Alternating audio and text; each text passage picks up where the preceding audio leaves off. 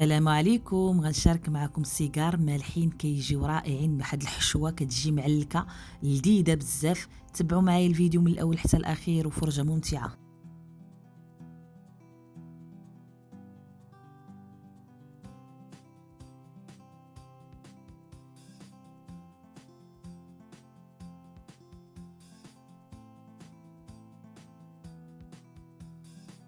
واحد المقله كنديرها تسخن، كنضيف عليها عندي هنا نص كاس ديال زيت الزيتون. يمكن لكم تعوضوا بالنباتي، ما كنخويش كامل، كنخلي واحد 2 ديال الملاعق ولا 3.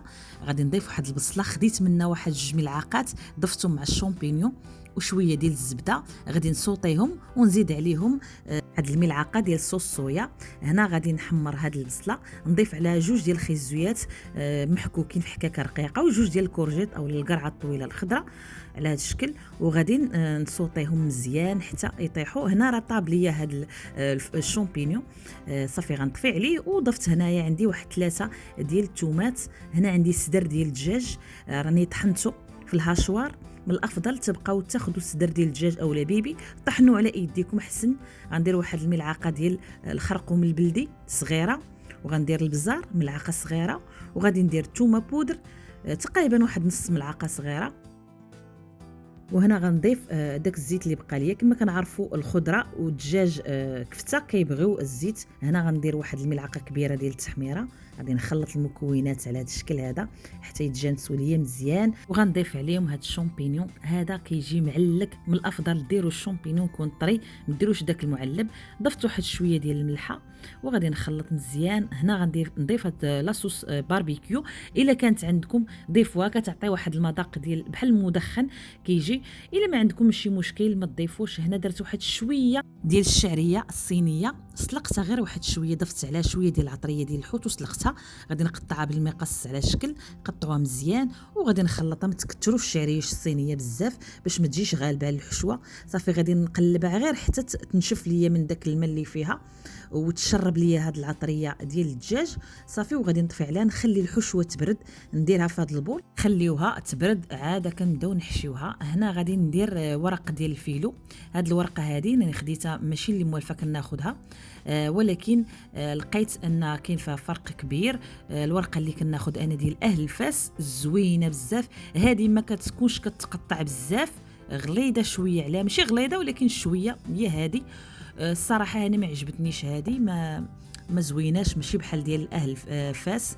راني ديجا دابا نحطها لكم ان شاء الله، نصورها لكم نحطها لكم.